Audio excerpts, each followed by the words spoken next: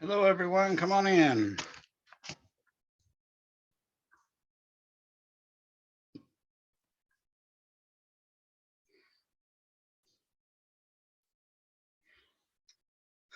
Hope everybody had a good weekend.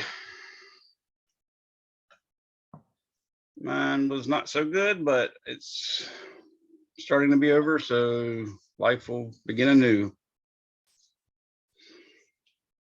Anyone have any questions while people were coming in?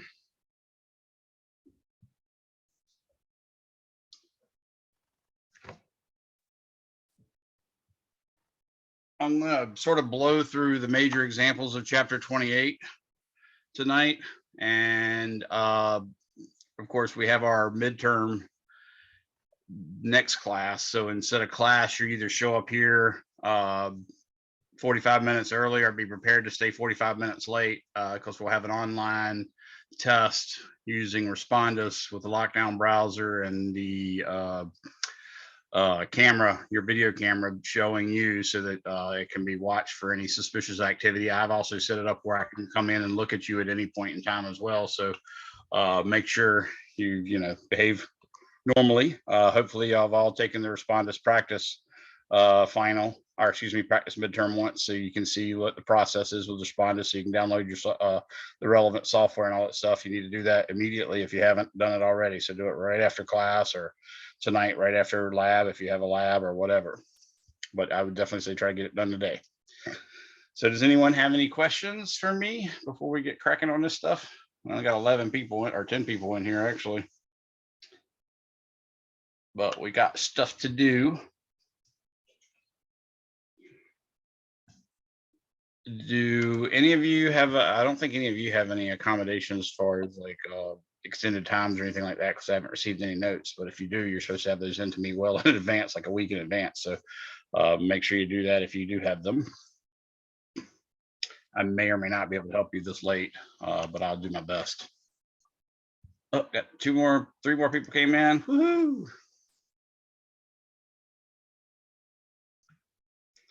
All right, well, I'm going to start off like with the law of Biot-Savart, just like I was taught. So when I first was introduced to magnetism and the magnetic field, the B field as I call it, I was exposed to how it applied forces to wires that were carrying currents, and then how it applied forces to single charges that have velocity. Of course, if the charge is not moving, it doesn't have any velocity, or if a particle is moving but has no charge, it doesn't have a force applied to it. So magnetic fields only apply forces to charges that are moving or to current carrying wires, which is another form of charges moving. So once you got that part down, you know how the actual force works out. You then need to know how is the magnetic field created.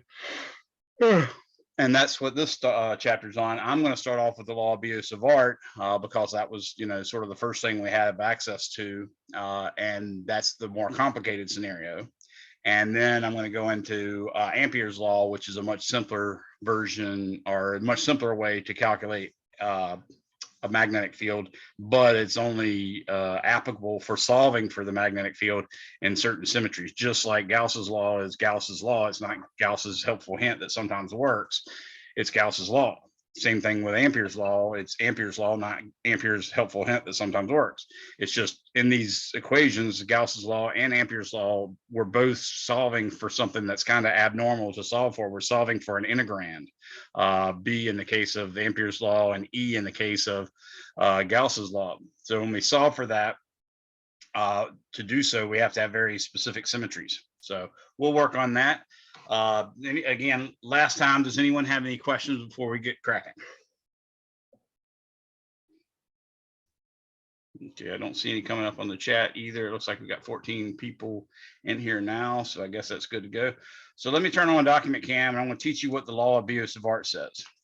So the law of Biot-Savart says that dB,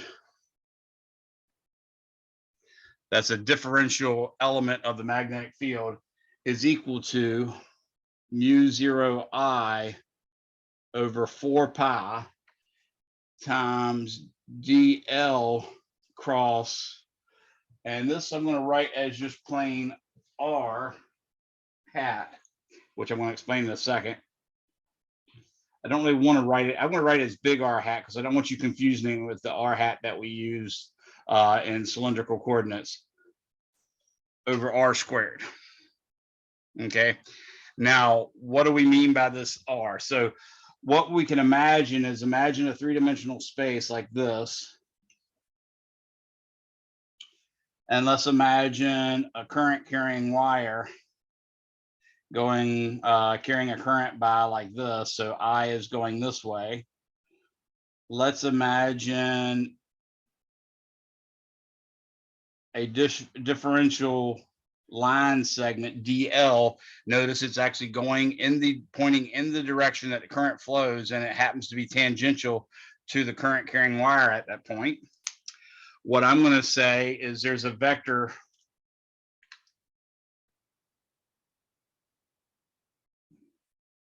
R sub DL that points sort of to the source of the magnetic field. And then over here, there's a point P at which we wish to know the magnetic field. So I'll draw a vector over here, RP. Okay. And what we're going to do is we're going to have to figure out what vector points from the differential line segment to the point in question, because that is the capital R hat that I pointed out in that expression. Can anybody tell me of a vector operation between RL and RP, RDL and RP that gives me the capital R?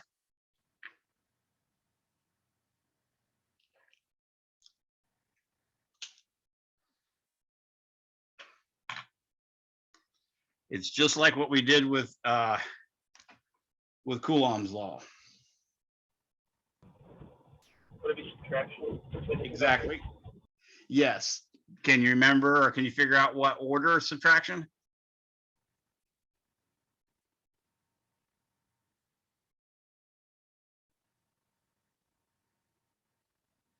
It should be RP minus RDL. So I can further write this without having to find the hat first by saying dB is equal to mu 0 I over 4 pi dl cross r over r cubed, where r is defined to be rp minus rdl.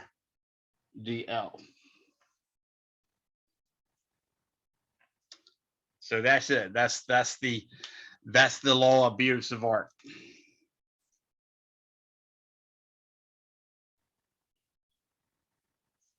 And it's definitely one of the most complicated looking formulas you'll encounter in this course. There's obviously even worse ones in higher level courses, but this is a nasty one.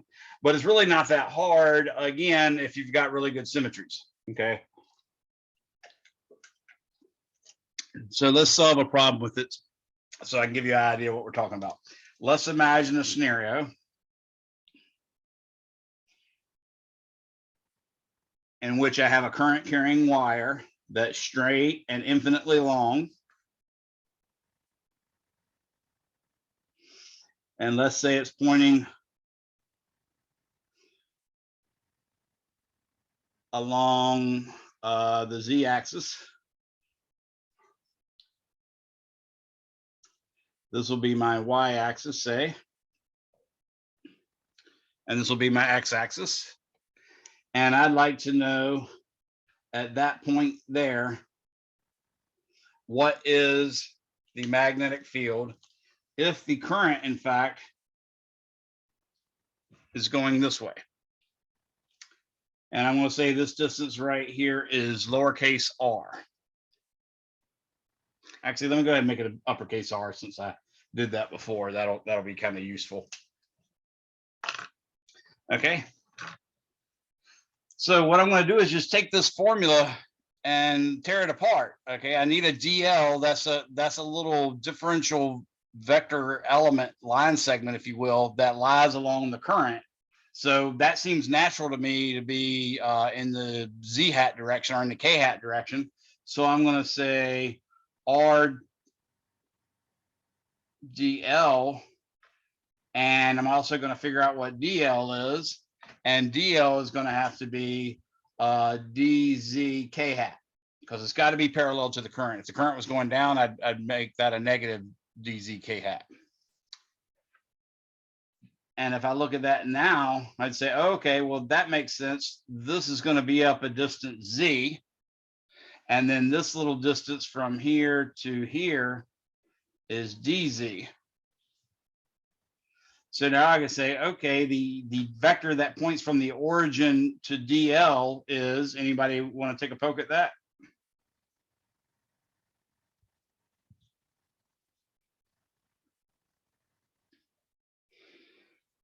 It really is easy if that's what's worrying you. What's the vector that points from the origin to DL? Just Z, right? Yeah, it's just Z k hat. Okay, and what about R P? Anybody want to take a guess what that vector is? Why? It's along the y-axis. Can you tell me what its length is? R I hat. Very good. And normally that would be an I hat, but yes, I got what you're saying. RJ hat. Yeah, that's it. See how not complicated that is? It seems a little complicated, but it's really not. Now we need to do the subtraction of those two. So R is going to equal RJ hat minus Z K hat, which I think you can see is more or less the vector that points right to here.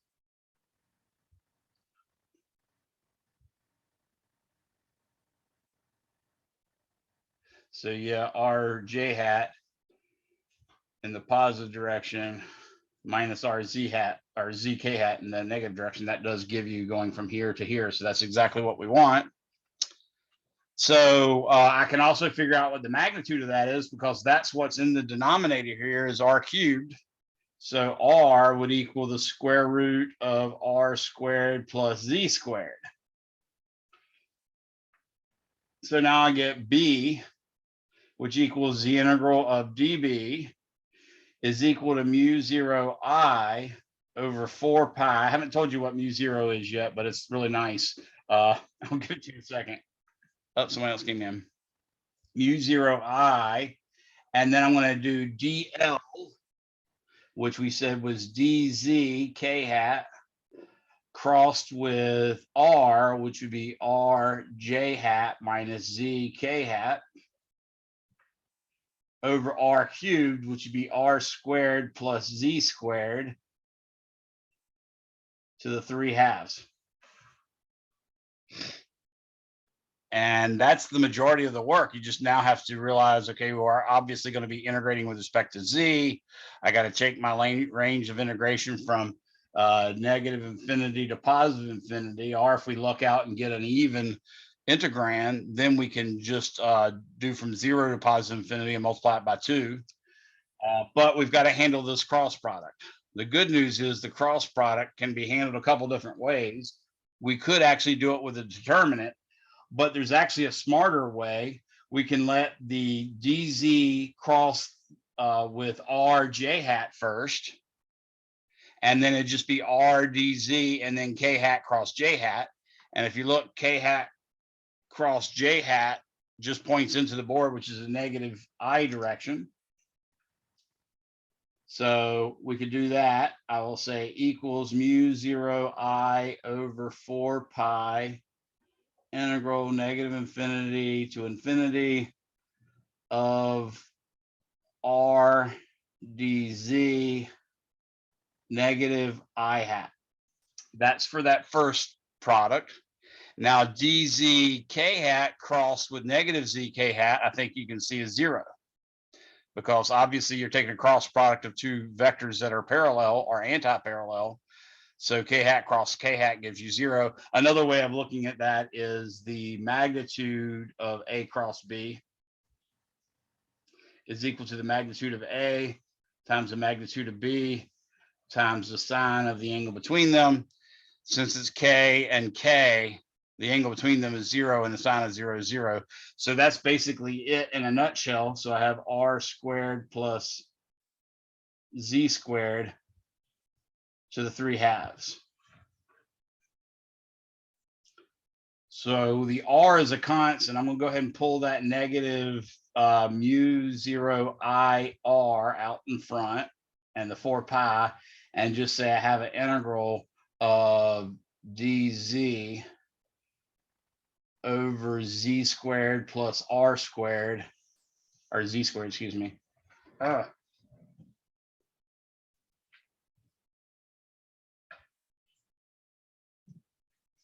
going to say r squared plus z squared to the 3/2. Okay, now this one's might seem a little bad. Let's not forget our I hat though, but it's really not too bad. Let's say, let me get another pen here.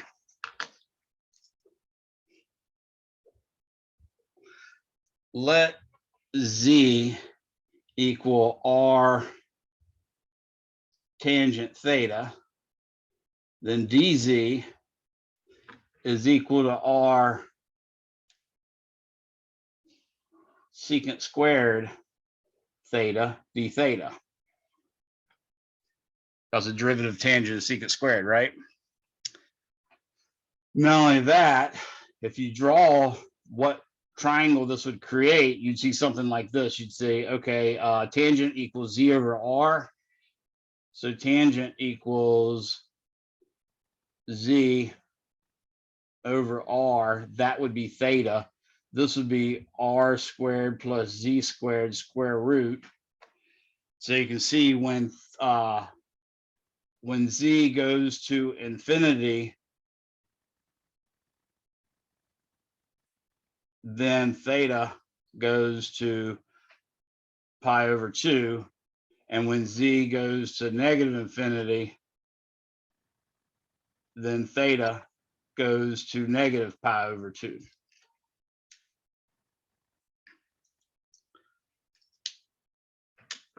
So now that I do that, I can go ahead and say, well, this is going to be equal to negative mu 0 I r I hat over 4 pi times the integral of r secant squared theta d theta over, now I'm going to have r cubed, because basically there's going to be an r squared in here and an r squared in here. I'll factor that out and it's under the square root, so that becomes r, but then it's cubed, so that becomes r cubed. So this number right here is r cubed. Let me make that a little bigger so you guys can see it.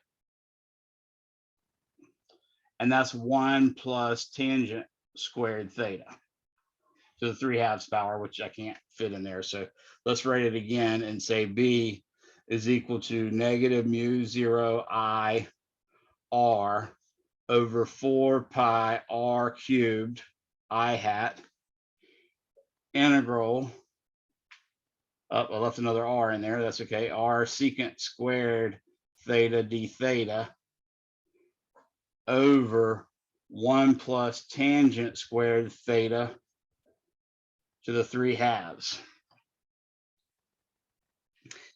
Anybody recall what 1 plus tangent squared is? Secant squared. Secant squared. So I now get negative mu 0 I r squared over 4 pi r cubed times the integral of 1 plus tangent squared is secant squared to the 3/2 is secant cubed. So it'll be secant cubed theta under secant squared theta d theta. which gives a secant in the bottom, which by the way is just a cosine in the top. And there's an I hat here.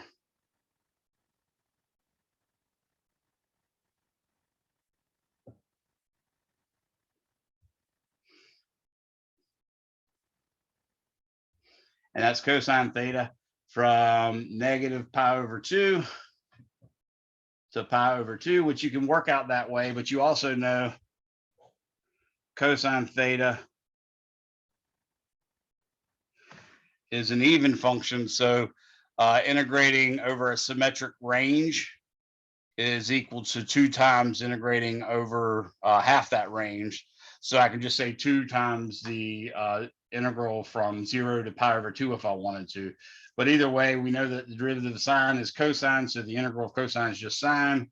So I'm going to say B is equal to negative mu 0 I over 4 pi r I hat times the integral, or excuse me, times sine of pi over 2 minus sine of negative pi over 2. And of course, the sine of pi over 2, if we look at our sine graph, we know that this is 0, this is pi, so this is pi over 2, so that's 1. And negative pi over 2, of course, is negative 1. So it's 1 minus negative 1, which would just be 2. So ultimately, I just get B is equal to mu 0 I over 2 pi r I hat. Now notice the symmetry of this problem is such that I hat is pointing into the page. And if you actually grab this wire with your right hand and your right fingers curling around it, then your right fingers are pointing the actual direction that the magnetic field points. And that's exactly what we use. It just happened that I put it along the y-axis, so it points in the negative x direction. But in fact, you can rotate this by any angle and it'll still point that way. So what you're seeing is it's always pointing perpendicular to this, but according to the right-hand rule. Does that make sense to everyone?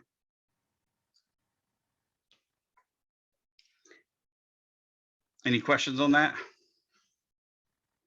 Now, before I go any further, mu 0 is called the permeability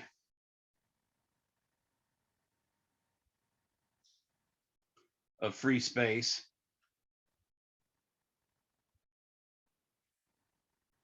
Just like, remember, the epsilon 0 is called the permittivity of free space, but it equals 4 pi times 10 to the negative 7th. And you can tell from this, the units must be Tesla meters per amp.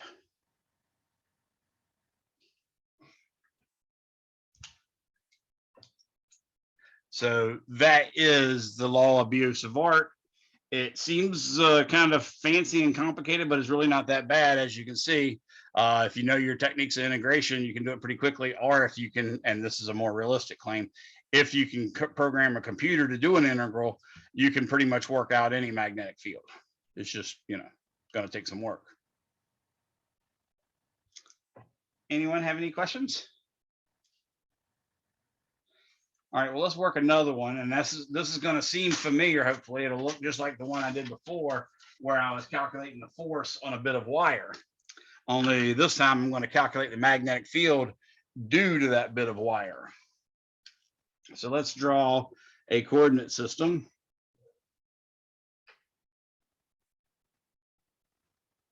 There's my x-axis. There's R. There's 4R. There's R again.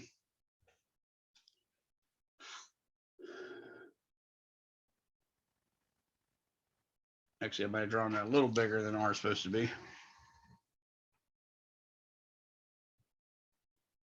And then I'll go, that's 2R.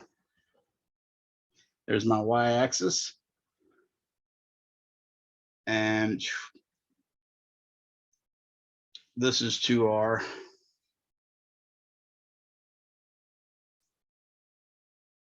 And this is 3R. So what I'm going to do is I'm going to imagine a wire that comes from 4R parallel to the x-axis, goes in a circular arc, which clearly that is not. Goes in a circular arc, then goes radially outward to 2R, then goes in a circular arc, and then goes here.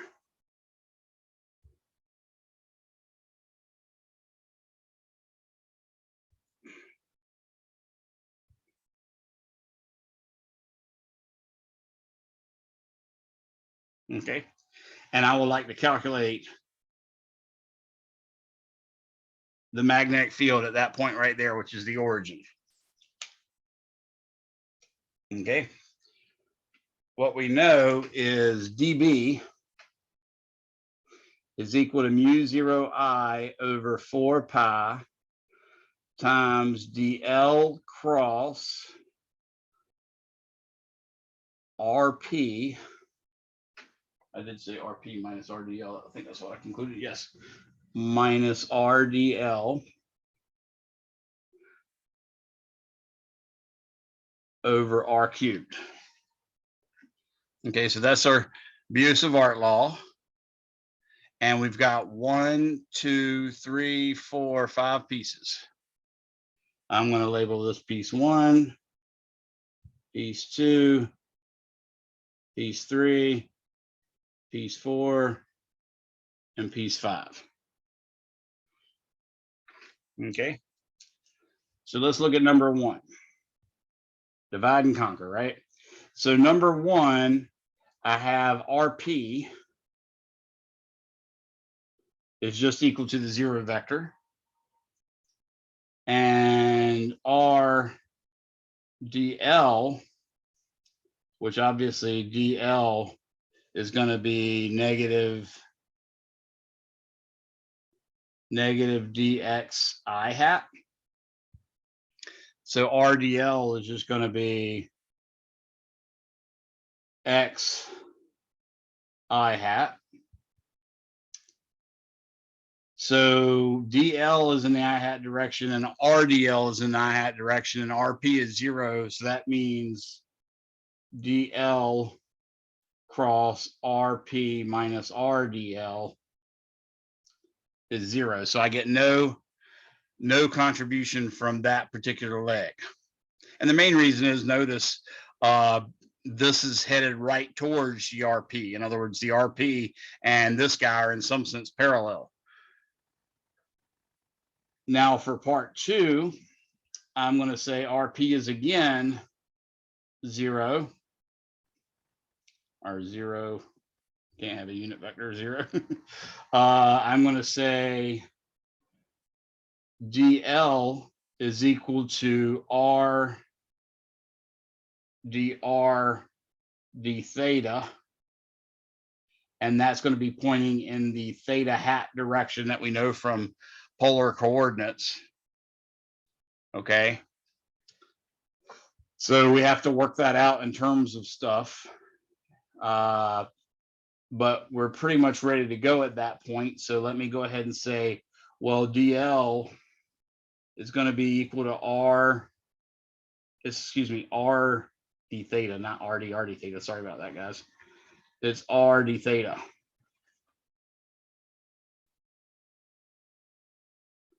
D theta, theta, okay. And d theta and theta hat, remember we worked that out before. It turns out if you draw angle theta here, and this is your x-axis, and this is your y-axis, R hat points out this way and has a theta here, and that's equal to cosine theta I hat plus sine theta j hat, and then theta hat would also have a theta here. So theta hat becomes, oop, I'm writing up too far for you to see. Let me pull this down a second.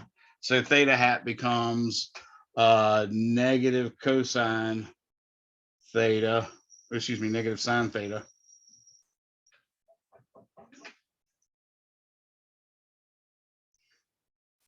I hat plus cosine theta j hat. So that's what that really is. So I can now write negative sine theta I hat plus cosine theta j hat to represent my theta hat. Okay.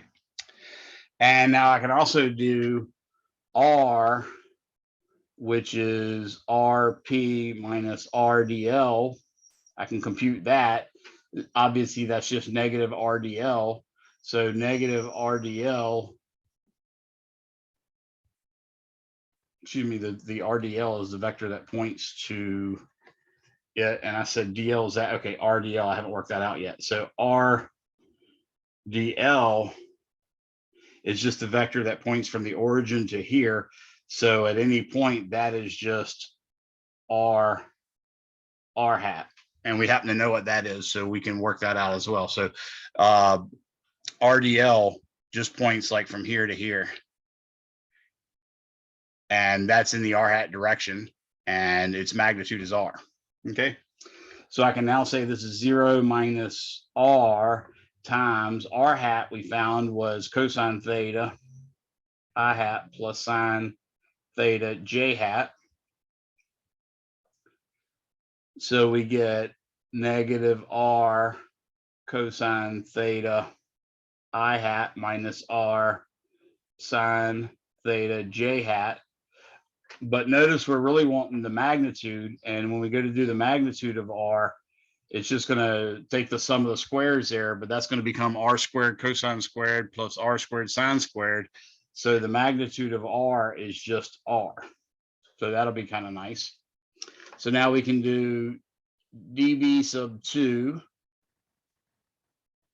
B sub 2 is equal to the integral of dB sub 2, which equals mu 0 I over 4 pi times the integral of, now we got to do DL, which we just wrote was RDL, or excuse me, DL we wrote was R d theta. So it's R d theta negative sine theta. So R d theta times negative sine theta I hat plus cosine theta j hat crossed with our R, which is negative R cosine theta I hat minus R sine theta j hat, all of that divided by R cubed. Obviously, we're going to integrate that from theta equals 0 to pi over 2. And obviously, most of it's going to become really, really simplified.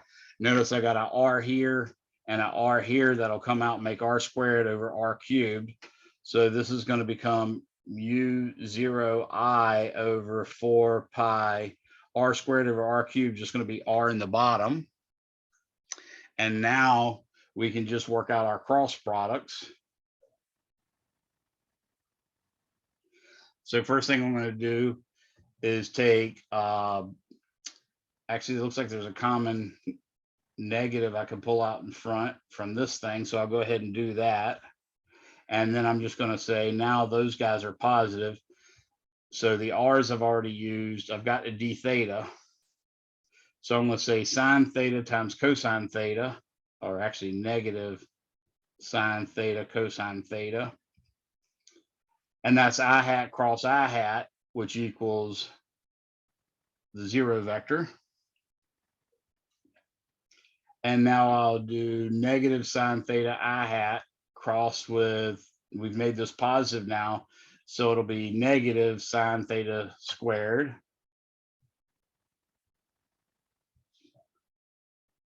I hat cross j hat equals k hat. So in this case, it's coming out of the board, which is exactly, or out of the paper, which is exactly what we expect. Because if I grab that curve right there with my right hand, my thumb's going in the direction of that. In the middle, it's coming out. So that makes sense. Now I got to do cosine theta times this one. This is j hat cross I hat. Notice we've gotten rid of that negative. So this is cosine times cosine. So it'll be plus cosine squared.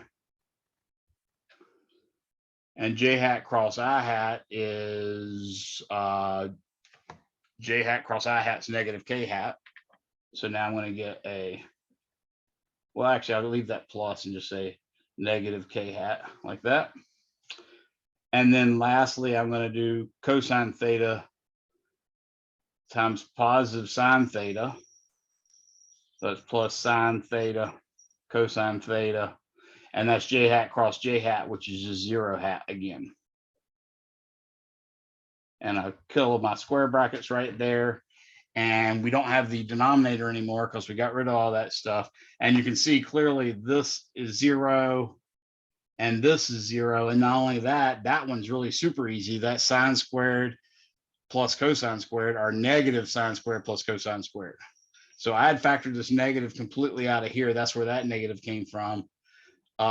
This negative came from negative sine times cosine, or no, excuse me, negative sine times positive sine.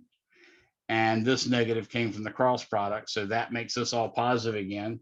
So I'll say positive mu 0 I over 4 pi r times the integral of, again, sine squared plus cosine squared is equal to 1. So this is literally just d theta from 0 to pi over 2, which turns out to be like the easy, oh, forgot a k hat too, which turns out to be like the easiest integral ever. It's just going to be pi over 2 times all this. So I'm going to get mu 0 I over 8 r. And I think that's it, k hat. So that's the B2 part. Notice the total sum of all these magnetic fields will be the total magnetic field. So far, I found this one was 0. I found this one was mu 0 I over 8r. I got to find this one, and this one now. So let's look at part 3. Part 3, I've got r sub p is equal to the 0 vector again. I've got dl is going to be equal to dy j hat. And I've got r dl is going to be equal to y j hat. So that r, which equals rp minus rdl, is just going to be negative rdl, which is negative yj hat. But notice when I do the cross product of dl with r,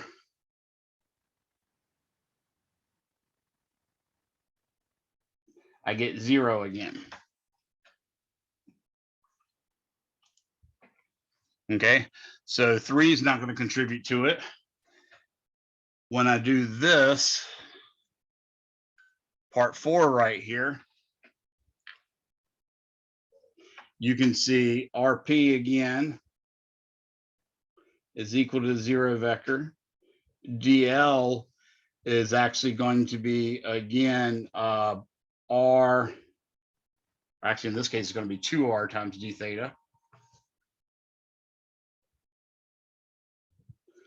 times d theta, pointing in the theta hat direction, which is 2r d theta. And we found that the theta hat direction was negative sine theta I hat plus cosine theta j hat. Again, you can skip all those special coordinates if you're just willing to draw it up here and find out what that little vector would be. You don't even have to actually call it theta hat. That just gives you a convenient name. So there's DL. Now I need R DL. So the vector R DL points from the origin to DL. That's just going to be 2R R hat, which is 2R times cosine theta I hat plus sine theta j hat. So I can say B3, which equals the integral of dB3, is equal to mu 0 I over 4 pi times the integral of, now I got to write all this nasty stuff, 2r d theta times negative sine theta I hat plus cosine theta j hat crossed with 2r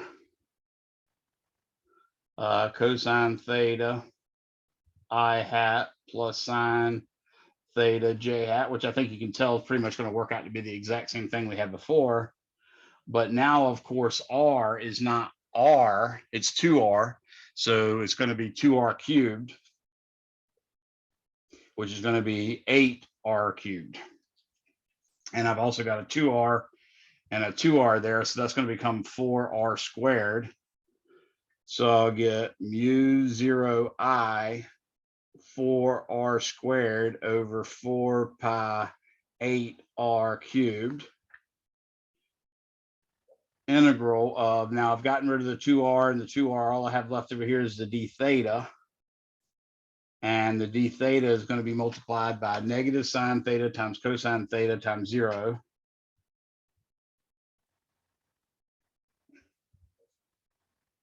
And that's the 0 vector because it's I hat cross I hat.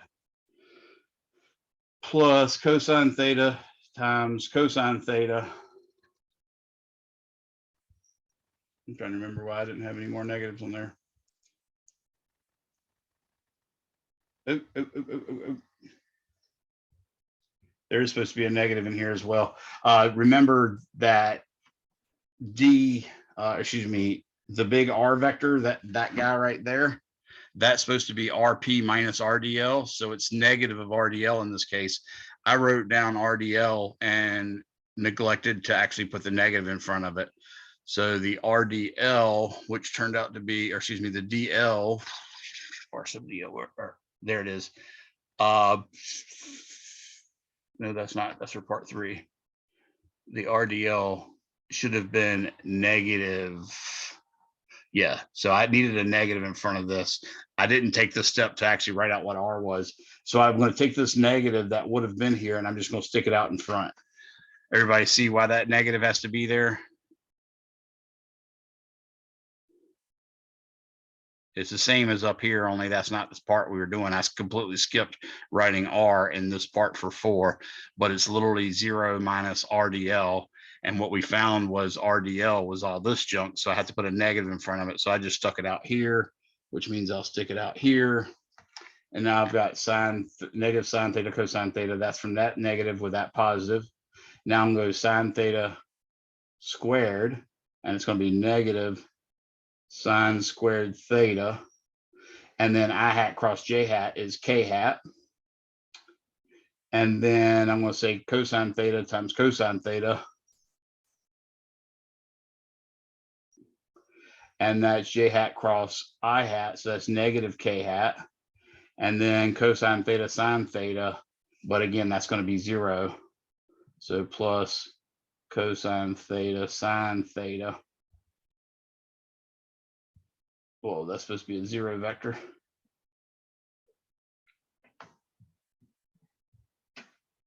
Again, that 0 vector is because the j hat and j hat cross with one another, give you 0. And I'll close that off. And ultimately, again, I get negative sine squared plus negative cosine squared. So that's going to get rid of this negative. I'm going to get positive mu 0. Notice the 4 cancels out with this, and I get I over 8 pi, because 4 times 2 is all that's left down here, times R, times the integral d theta. And this time is from theta equal pi over 2 to theta equals pi. And all that's left is the k hat. So remember, the sine squared plus cosine squared became 1. The minus that was with each of them made this one into a plus. And I don't have any trig functions or anything, so it's just going to be pi minus pi over 2, which is positive pi over 2. So I'm going to say equals mu 0 I over 8 pi r times positive pi over 2, which is pi minus pi over 2. So you can see now this pi is going to cancel out with that pi, and I'm going to get mu 0 I over 16 R k hat. So that's the magnetic field for part 3. Now I go up and do part 4, which you can see the DL is going to be negative dx I hat, and the RDL is going to be x I hat. So for part 5, DL is going to be negative dx I hat, RDL, or excuse me, R sub DL is going to be negative x I hat, so that DL cross R DL is going to equal 0, and DL cross RP is going to be DL cross 0, which equals 0. So in other words, the whole force is just the sum of those two. So I'm going to get B total at P is equal to mu 0 I over 8R. So I'm going to make this 2 mu 0 I over 16R plus mu 0 I over 16R. That'll be 3 mu 0 I over 16R k hat. And that's the total force. So as you can imagine, you can make any sort of concentric circles with radial lines connecting them. As long as one continuous current goes through it, you can obviously sum these up over and over and over again. And obviously that's kind of a scary looking calculation, but really it's a real easy calculation. You just have to know how to do a lot of things, which is, find the vector RP, find the vector RDL, find the vector DL, then take the cross product of DL with RP minus RDL, and then just keep your heads about you and you'll be fine. But it is obviously a somewhat intimidating process. Anyone have any questions on that god awful scary thing?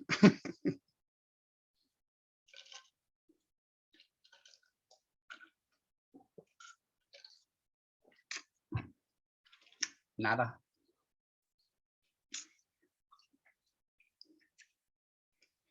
All right, well, let's go ahead and introduce you to, in fact, something really, really cool. And it's called Ampere's law. And you can sort of figure it out from what we've already worked out. We can say, for instance, let me use my black pen. You can say, for instance, imagine a really long, straight current carrying wire carrying a current I upward. Let's imagine that's the z-axis, y-axis, and x-axis. We know, in fact, at a distance r, b is equal to mu 0 I over 2 pi r, and in fact, it points in the theta hat direction. That's what we found from the Biot-Savart law.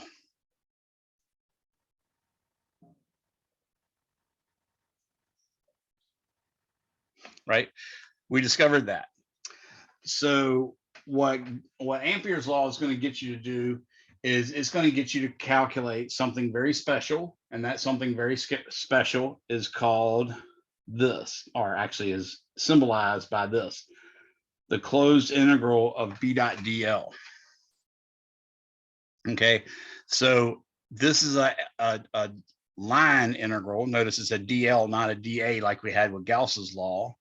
And in Gauss's law, this left-hand side was a electric flux. But on this thing, we're actually doing something different. In fact, it's a line integral over a closed circuit. So if I take and imagine a concentric circle,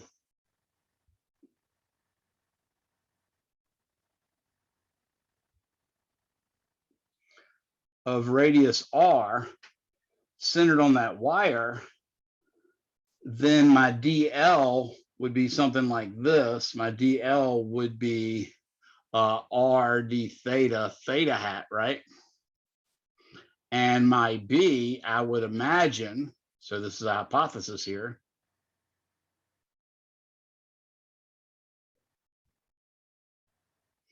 I would hypothesize that B is equal to some B of R in the theta hat direction as well, just from my knowledge of what we discovered from symmetry with grabbing wires and knowing how the compasses would point and stuff like that. So if I actually put this in, I would say, oh, okay, well, I get the closed integral of R d theta, theta hat, and I'm going to dot that with B, that's only a function of R times theta hat. The dot product is a linear operator, and the R on a circle of radius R is just a constant. So that comes out in front, as does B of R. And lo and behold, all I get is the integral of d theta times theta hat dot theta hat. Anybody know what theta hat dot theta hat would be?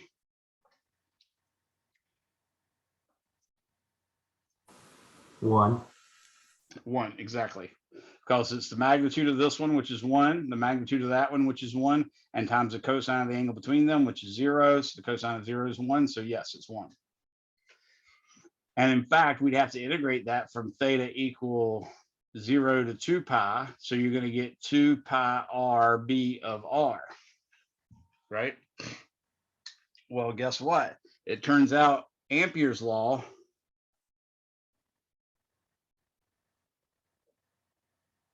says the closed integral of b dot dl is equal to mu 0 times I.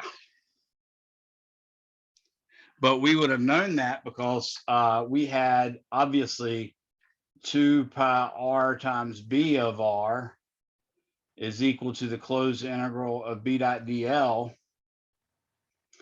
And we know that b of r from our Biot-Savart law is mu 0 I over 2 pi r.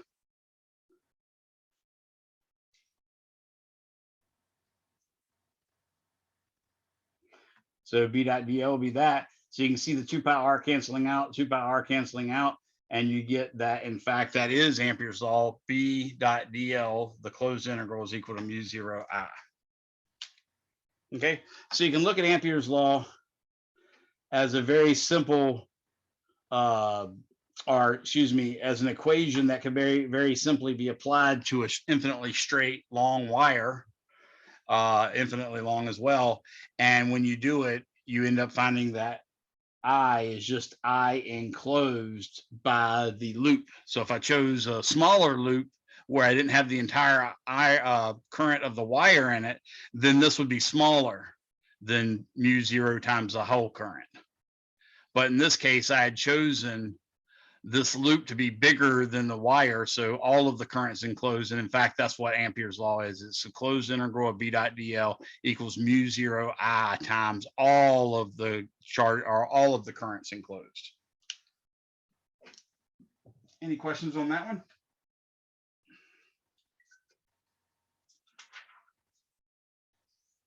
All right, so let's work another kind of example. Let's imagine, for instance, that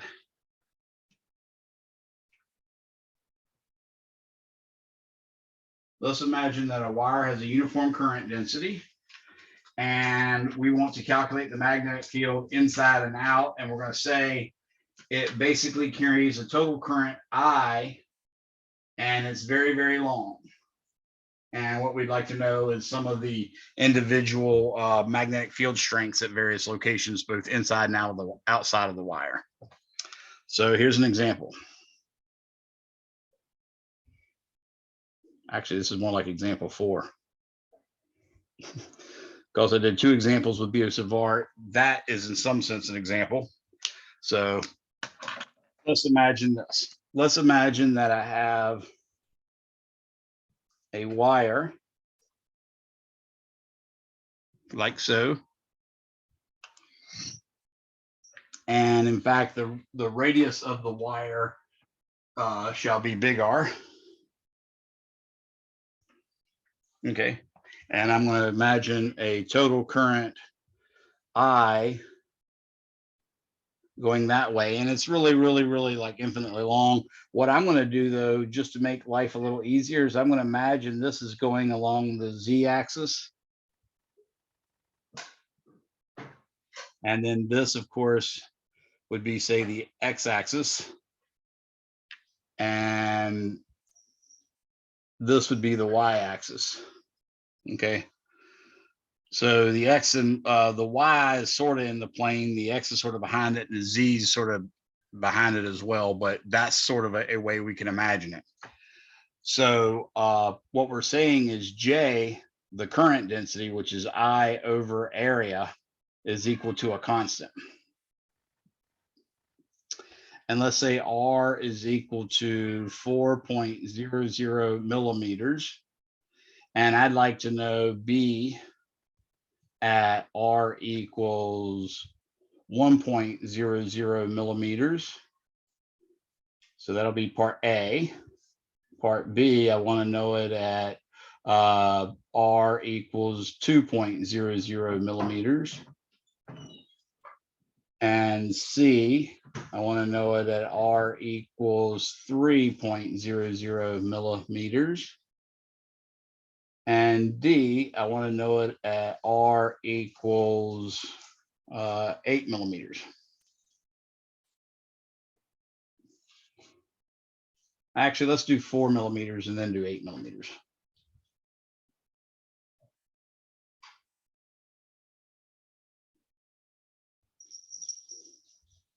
Yeah. Okay. So what I'm going to do is I'm going to draw a Amperian loop. Remember our Gaussian surfaces? Now we're drawing Amperian loops. So Amperian loop. So in this case, I'm going to draw an Amperian loop of radius R. But just like before, I showed you the gory details. You don't need those gory details. Those gory details are just for you to understand how it works. You know what's going to happen. You're choosing a Amperian loop so that the left-hand side is just going to become B times something, right? So again, we're hypothesizing that the magnetic field is only going to depend on the cylindrical coordinate R, and the direction will be in the theta hat direction. So we're going to say B is expected to be B of R theta hat. And of course, DL is going to be R d theta theta hat.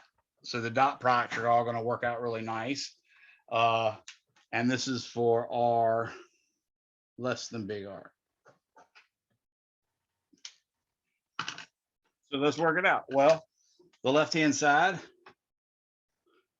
says the closed integral of B dot dl is going to be equal to the closed integral of B of R theta hat dotted with R d theta theta hat, which is just going to be 2 pi R times B of R every damn time, right?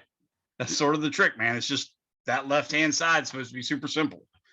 The part that might be hard is the right-hand side. Just like with Gauss's law, the part it might have been difficult was the Q enclosed over epsilon naught. Well, not the over epsilon naught part, but you know. So now I'm going to do the right-hand side, and this actually will be a little more complicated in that we know that the total current is I, and that and we'll go ahead and give a value for I. Let's say I is equal to 1.00 amps. Okay. So I don't know if that's a big one or what. We'll see. But the right-hand side is mu 0 I enclosed. Now, what we know is that I enclosed over A enclosed is equal to the total current over the total area. So How are we going to work that out? Well, that's easy peasy. We're going to take I enclosed, and we're going to say that's equal to A enclosed over A total, which I'll go ahead and call it total now, times I total. Well, what that means is it's going to be pi r squared over pi big R squared times I. Now, in principle, you could have done that by integrating this J, but you know, you don't have to integrate it. If you ever get to a point where it has a functional value that depends on R or something like that, then yeah, you're going to have to integrate it. But as long as you don't have to integrate it, why bother? So I know that any particular I over A is going to be equal to any other I over A. So why not set the I enclosed over A just equal to the total I over the total A, which is what I did there. So now I can say mu 0 I enclosed, again, this is for R less than big R, is just going to be mu 0 R over big R squared times I. So left-hand side equals right-hand side gives me 2 pi R times B of R is equal to mu 0. Here's a good time to separate those instead of keeping them that way. R squared over big R squared times I. You can see that this is going to cancel out with that R.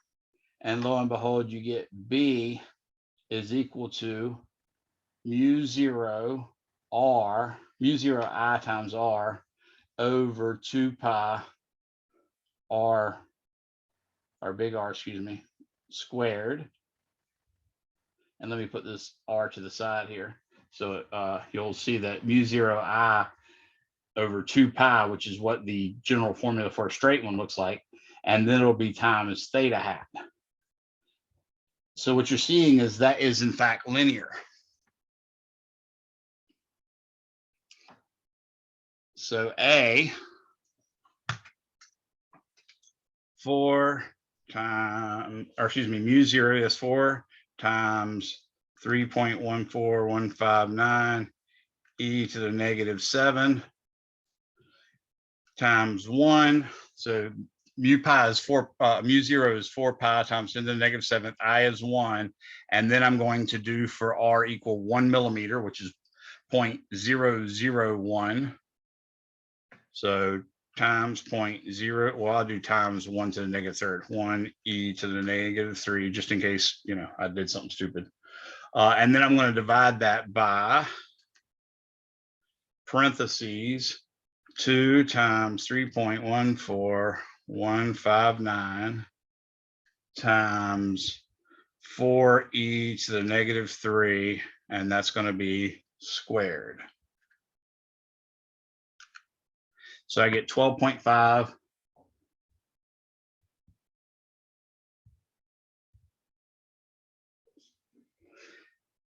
12.5 times 10 to the negative 6 Tesla. And then B, as you can see what happens here, it's directly proportional to R. So when I double R, this is going to get twice as big. So B at R equals 2.00 millimeters is equal to 25 times, or 25.0 times 10 to the negative 6 Tesla. C, B at R equals 3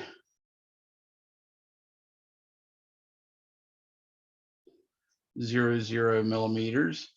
3 times 12 is 36, 37.5. So this would be 37.5 times 10 to the negative 6 Tesla.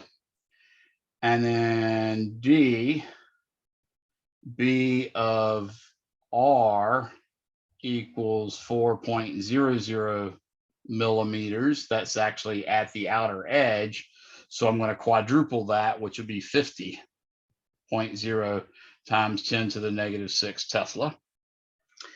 And now I'm going to go out to R equals 8. Now here's the problem. I have to renegotiate when I do R equals bigger than big R. So R equals bigger than big R goes like this, left-hand side. Same thing's going on here. DL is still R d theta, theta hat. B is still B of R, theta hat. Close integral B dot DL equals B of R theta hat dot R d theta, theta hat, which equals 2 pi R B of R. So still 2 pi R B of R. And then right-hand side, in this case, is super easy because it's bigger than the actual wire. It's just mu 0 times I. So we get left-hand side equals right-hand side. Says B is equal to mu 0 I over 2 pi R theta hat. So part E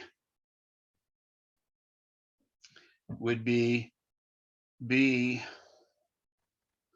of R equals, what did I want? 8? Yeah, that's what I wanted.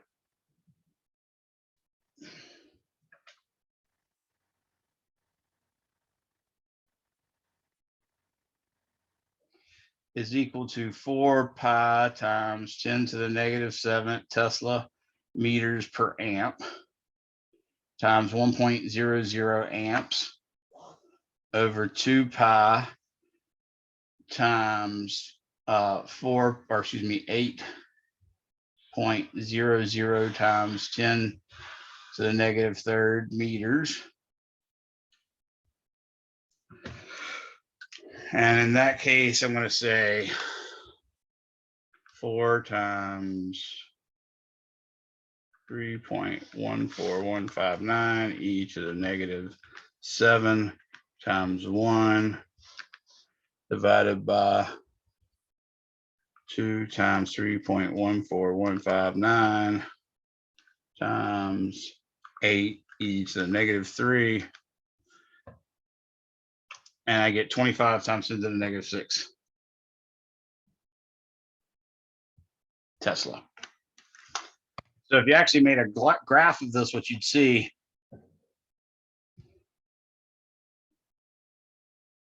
is B as a function of R would go out to R as just linear. And then it'd fall off like 1 over R from there on out. And in fact, this would be mu 0 I over 2 pi big R, which is what we found. We went out to, 8 was twice as big as R. So we found that that actually matched something that we'd ran into before. In fact, it ran into R equals 2.00 millimeters. Any questions on that?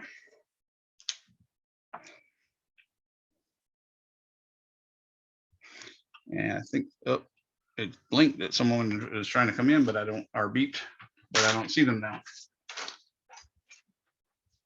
Okay, so we got all those problems done. Your book has a really nice example where it talks about how you can use Ampere's law to prove that magnetic field cannot be uniform, and what was it? Yeah, it can't be uniform in direction, but not uniform in magnitude. It has to be uniform.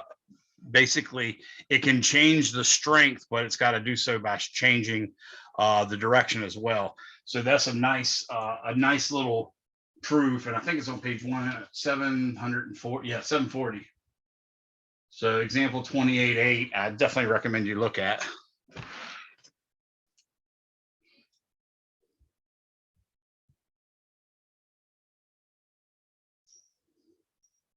Remember, you guys have a final next time. You're not meeting me. You're just going straight to do your respondus test. You're allowed to start up to 45 minutes early, and you're allowed to finish no later than 45 minutes late. If you start later than 4:45, which is the time the class starts, then you will not be allowed the entire time to take your test, and that's going to be on you. So you got to make sure you're prepared to do that. And I asked everybody last week to make sure you let me know if that isn't a possibility for you taking it at that time. I have not yet found anybody to say they didn't, so I'm assuming everybody's good to go. So let me look at another example. Now that we know a formula for the magnetic field due to a current carrying wire, let's look at this. Let's imagine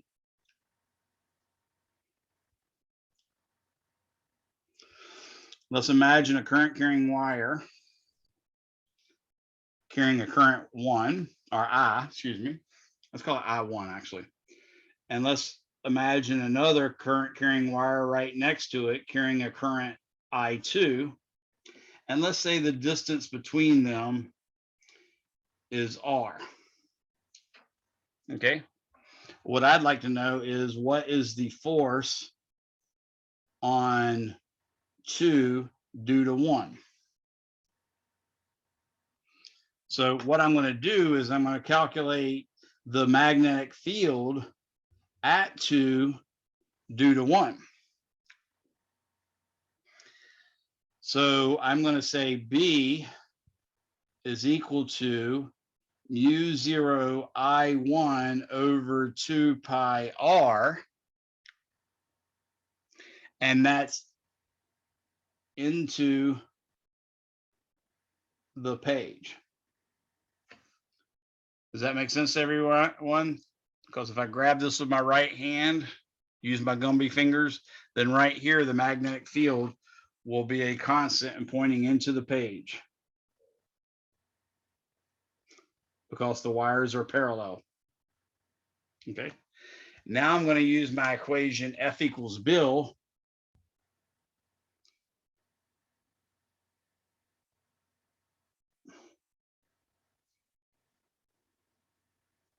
Okay, I'm going to use that to find out the force.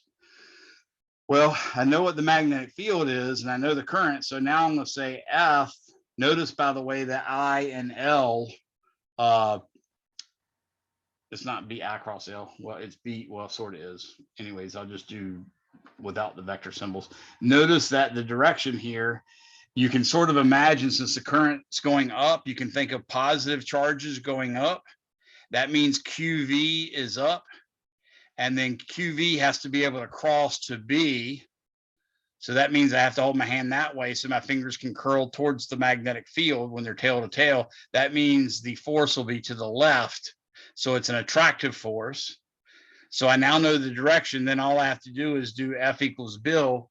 And that gives me F equals mu 0 I1 over 2 pi R times times I2. And then times L2. That means the length of the wire. But in reality, what you really want is the force per unit length, because I assume these were infinitely long. So F per L2 is equal to mu 0 I1 I2 over 2 pi R. Okay. And you might want to try this with anti-parallel currents, and you'll see that they repel one another.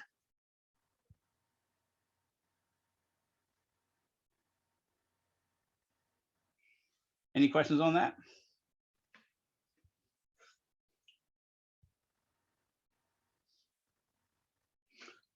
All right, let's try this next one, which is really quick. We're going to have a solenoid. And the solenoid is basically just a string of loops of wire, if you will. So you imagine a wire coming in and then curling towards you, and then curling back into the page, then going back out this way, and curling back into the page, coming back out this way.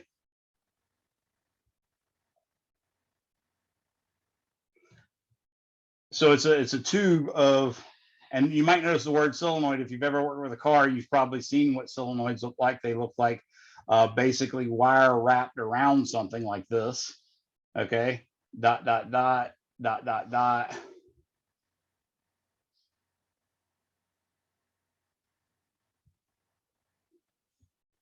Okay, so that's the solenoid.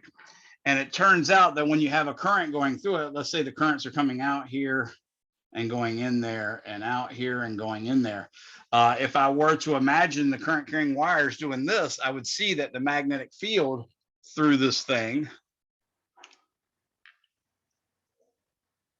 would look like this. And in fact, the magnetic field right along the center would be quite uniform and quite strong. Okay. So what I'm going to do is I'm going to say the closed integral of B dot dl is equal to mu 0 I enclosed, like that. And I'm going to imagine an Amperian loop running just like this. Now in here, the magnetic field is going to be super strong and to the right. And I'm going to imagine integrating around this closed loop this way. Out here, B is going to be maybe not 0, but it's going to be essentially 0 when you compare it to that super strong magnetic field in there. And in fact, in between these guys, the magnetic field will be exactly 0. And here, the magnetic field is going to be perpendicular to the DL. So the B dot DL is going to be 0. So the left-hand side just becomes the closed integral of B dot DL is just equal to the closed integral of B I hat dotted with dx I hat plus 0 plus 0 plus 0. So I end up getting just B times L, where this is the L. Does that make sense? Now the right-hand side is mu 0 I enclosed. Well, if you took the total number of loops in and you divided it by the total length L, then you'd get a quantity called little n, and that would just be required to multiply by little n by the L that you have to find the number of loops. So in this case, I'm going to say mu 0 n times L is the charge as the currents enclosed. So left-hand side equals right-hand side gives me B times L is equal to mu 0 n times L, or excuse me, times I forgot the I, duh.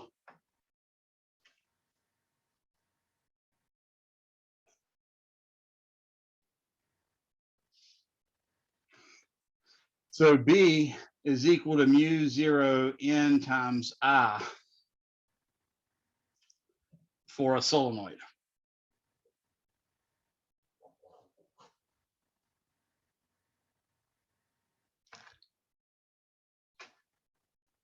Any questions on that? Now we're about out of time. We actually got like 2 minutes left.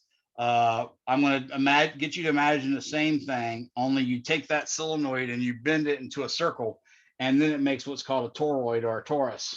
Okay, so we got, again, currents going all the way around like this, but now I'm going to imagine my Amperian loop going around this way parallel to the magnetic field. So the currents are going this way, and that causes, of course, when you grab it, that causes the Amperian loop to choose to go in this way. So I can write the left-hand side, the closed integral of B dot dl is going to just be the integral of B of the radius, which is going to be, this radius is going to be this radius difference is going to be very, very small compared to this one.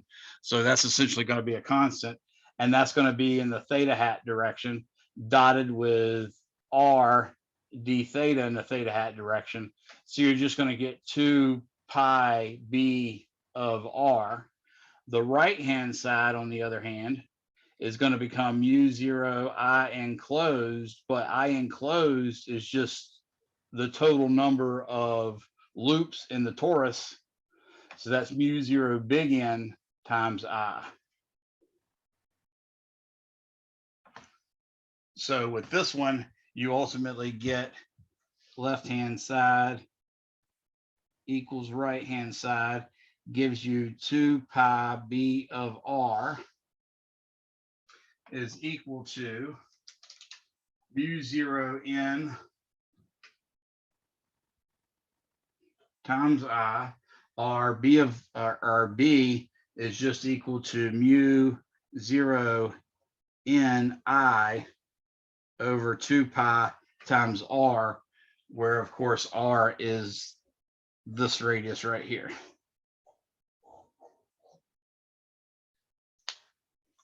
So that's for a toroid or a torus. Any questions on that? All right, well, that's it. My time with you is actually up. You guys are free to go. I will wait for the last person to leave before I leave, but thank you for coming, and be prepared for your midterm next time. Make sure you take your practice midterm a bunch of times.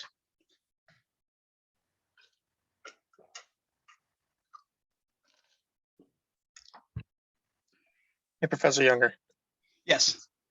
I wasn't able to ask this earlier in the week, but I just kind of figured, like, I just realized I should probably ask this. Usually I have to drive, or my brother drives halfway through classes on Wednesdays, and I'm doing like notes in the car. Gotcha. But I realized that might not be smart for the midterm. Is it possible for me to be able to take the midterm earlier in the day? Yes, I will have to make you a separate midterm. And this is Sam Moreno. Yes, sir. Yeah, I can't have the same one happening at multiple times. So Okay, that makes sense.